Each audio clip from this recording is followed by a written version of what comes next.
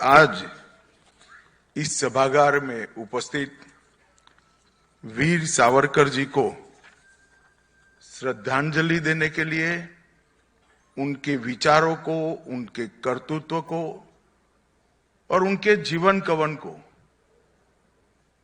एक प्रकार से पूरे देश तक पहुंचाने के लिए सभागार में उपस्थित सभी भाइयों बहनों को मेरा प्रणाम, राम राम।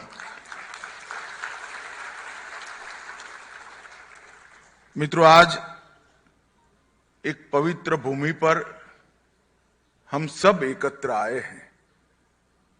आजादी के पहले जिसको यहां लाया जाता था, अपने आप कोई नहीं आता था। जिसको यहां लाया जाता था, परिवार उसको भुला देता था। काला पानी की सजा उस जमाने में कोई नहीं सोचता था कि काला पानी की सजा से कोई वापिस भी आएगा, और अगर वापिस भी आया तो शरीर, मन, आत्मा इतने शीर्ण विशीर्ण हो जाते थे कि वो अपने मूल स्वरूप को कभी प्राप्त नहीं कर सकता था। परंतु आज ये हम सब भारतवासियों के लिए एक तीर्थ स्थान बना है, क्योंकि यहां पर वीर सावरकर ने अपने जीवन के सबसे कठिन समय को बिताया है। ये स्थान हमारे स्वतंत्रता संग्राम के दूसरे महान स्वतंत्रता सेनानी सुभाष बाबू की स्मृति से भी जुड़ा है, क्योंकि जब आजाद हिंद फौज ने भारत को आजाद कराने का प्रयास किया, तब सबसे पहले भारत की जिस भूमि को आजाद कराया उसमें यही अंडमान निकोबार द्वीप समूह था, जहां सुभाष बाबू 2 दिन भी रहे थे। और उन्होंने ही इस वक्त इस द्वीप समूह को शहीद और स्वराज 2 नाम देने का सुझाव दिया था, जिसको नरेंद्र भाई ने प्रधानमंत्री बनकर जिसको जमीन पर उतारने का काम किया। अंडमान निकोबार एक द्वीप समूह नहीं है, एक प्रकार से असंख्य स्वतंत्रता सेनानियों के तप, त्याग, समर्पण और अक्षुण्ण राष्ट्रभक्ति के भूमि है। यहीं पर अनेक लोगों ने अपने जीवन की आहुति भी दी है। यहां पर अनेक स्वतंत्रता सेनानी, मैं बहुत डिटेल सेल्युलर जेल के रिकॉर्ड का स्टडी किया हूं। 2 ही जहां से यहां स्वतंत्र सेनानियों को फांसी नहीं मिली है। समग्र भारत से, हर प्रांत से कोई न कोई इसको यहां पर फांसी के फंदे पर लटकाया गया। ये तपोभूमि है। और मित्रों, आज बहुत बड़ा अवसर है कि यही तपोभूमि पर वीर सावरकर की आदमकद प्रतिमा का लोकार्पण हुआ। और लोकार्पण सावरकर जी के विचारधारा को एक प्रकार से सही मायने में आगे बढ़ाने का काम जो संगठन कर रहा है, इसके सरसंघचालक पूजनीय मोहन जी के हाथों से हुआ है। ये भूमि भी पवित्र है, वीर सावरकर की स्मृति भी पवित्र है, और मोहन जी के हाथ से इस प्रतिमा का अनावरण और सोने में सुहागा की तरह इसको चिर स्मरणीय बना दिया। मित्रों, आज जो प्रतिमा लगी है वो सालों तक वीर सावरकर जी के बलिदान, संकल्प और भारत माता के प्रति अखंड समर्पण का एक प्रकार से प्रतीक रहने वाली है। ये प्रतिमा कई दशकों तक आने वाली पीढ़ियों को सावरकर जी के जीवन से प्रेरणा लेने का संदेश देगी। ये वीर सावरकर ने करे हुए आह्वान को, हमारे युवाओं को आत्मसात करने के लिए एक बहुत बड़ा स्थान बनने वाला है। वीर सावरकर का साहस का संदेश, मातृभूमि के प्रति कर्तव्य परायणता का संदेश, दृढ़ता का उनका गुण और राष्ट्रीय एकात्मता और सुरक्षा और समृद्ध राष्ट्र की कल्पना को युवाओं को सौंपने का एक बहुत बड़ा स्थान बनेगा। सावरकर जी का एक वाक्य मेरे जैसे कई सावरकर जी के अनुयायियों के लिए बहुत महत्वपूर्ण है। वीरता ये भय का अभाव नहीं है। वीरता भय ऊपर प्राप्त की हुई विजय है। जो भय को नहीं जानते हैं वो हमेशा से वीर होते हैं, परंतु सच्चे वीर ये होते हैं जो भय को जानते हैं और परास्त करने का साहस रखते हैं, वो ही वीर है। और सावरकर जी इस वाक्य को जिए हैं। जब उन्होंने इस देश को आजाद कराने का प्रण लिया, पंडित जी ने कहा तभी मुझे मालूम पड़ा कि 11 साल की आयु में शिव स्तुति की रचना उन्होंने की थी। मुझे मालूम नहीं था, और वो भी तिलक महाराज के सामने की थी। ये गुण उनके बाल सहज मस्तिष्क में से उभरा हुआ गुण था। परंतु जब वो बड़े हुए, इंग्लैंड गए, तब उनको मालूम था कि किस प्रचंड शक्ति के खिलाफ वो भारत माता को आजाद कराने का प्रण लेकर निकले हैं।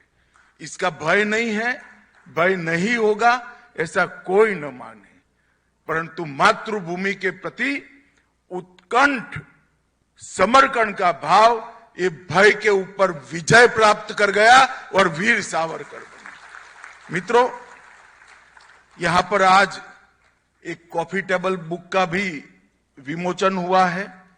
मैंने ध्यान से देखा है नहीं है, मगर उसका जो कवर पेज है उसको देखा है।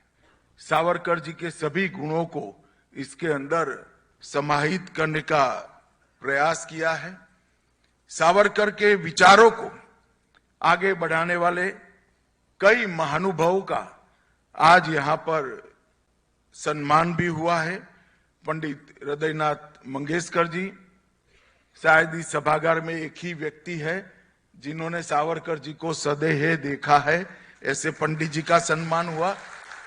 डॉक्टर विक्रम संपत जी, जिन्होंने बहुत तरीके से सावरकर जी के जीवनी को पुस्तक में संजोने का काम किया है। रणदीप हुड्डा, मैं जब सुना कि रणदीप जी वीर सावरकर की भूमिका एक फिल्म में अदाकार के रूप में अदा करने वाले हैं, तब मुझे लगा कि रणदीप जी ने गलत जगह पे हाथ डाल दिया है।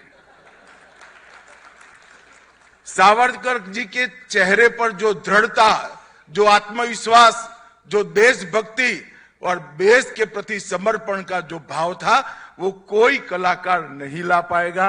मगर रणदीप जी आप सफल हुए हैं बहुत अच्छे तरीके से।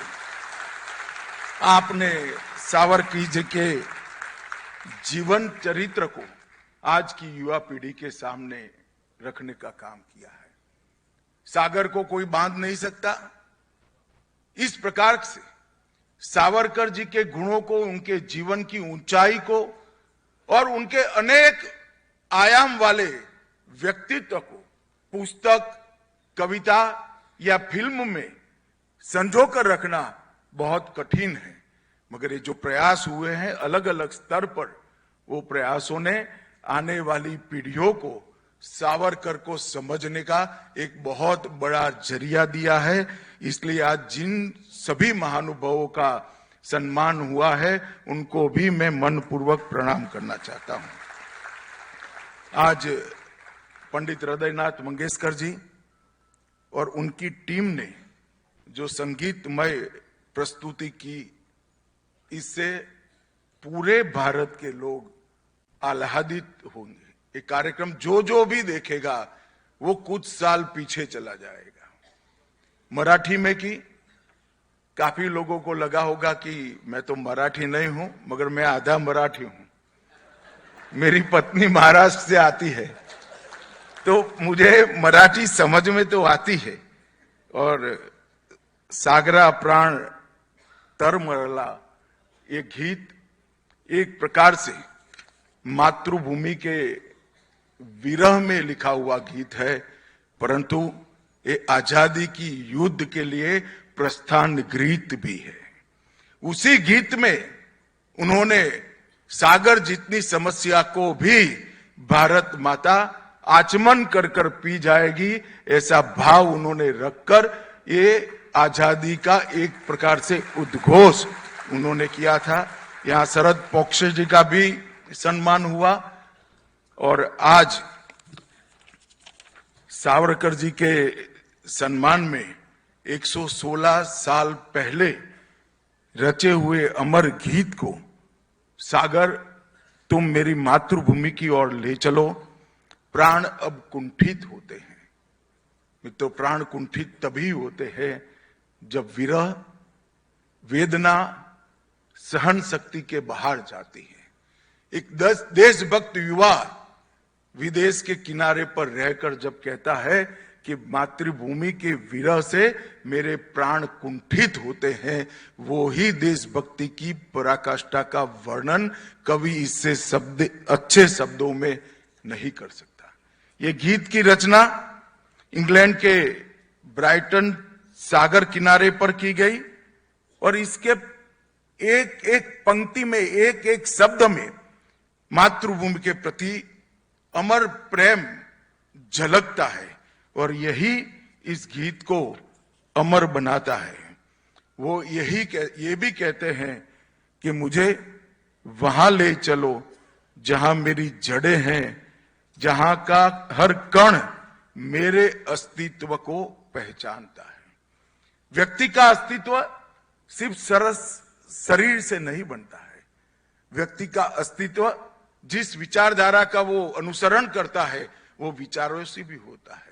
व्यक्ति का अस्तित्व आत्मा जिसको श्रेष्ठ मानती है वो संस्कृति से भी होता है और व्यक्ति का अस्तित्व उसके कर्म से भी होता है।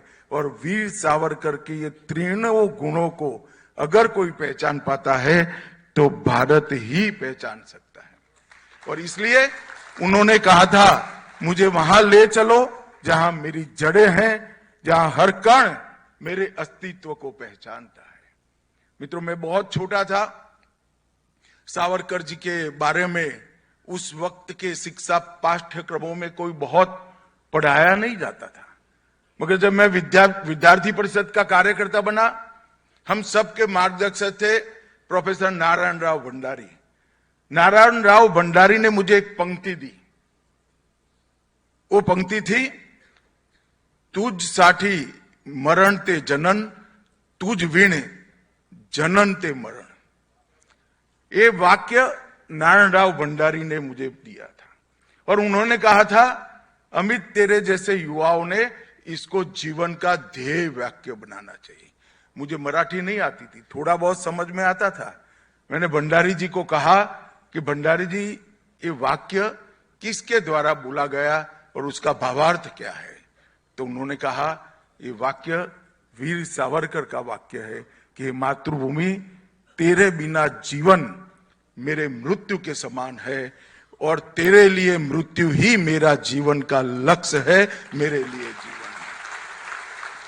और मित्रों, ये वाक्य ने अनेक युवाओं को जीने की प्रेरणा दी होगी, मरने की प्रेरणा दी होगी। मैं आज इस मंच के माध्यम से देश के युवाओं को भी कहना चाहता हूं, एक समय था जब देश के लिए मरने की जरूरत थी, देश के लिए शहीद होने की जरूरत थी। आज देश के लिए मरने की जरूरत नहीं है, परंतु देश के लिए जीने की जरूरत तो आज भी है। तभी जाकर सावरकर की कल्पना का भारत हम बना सकते हैं।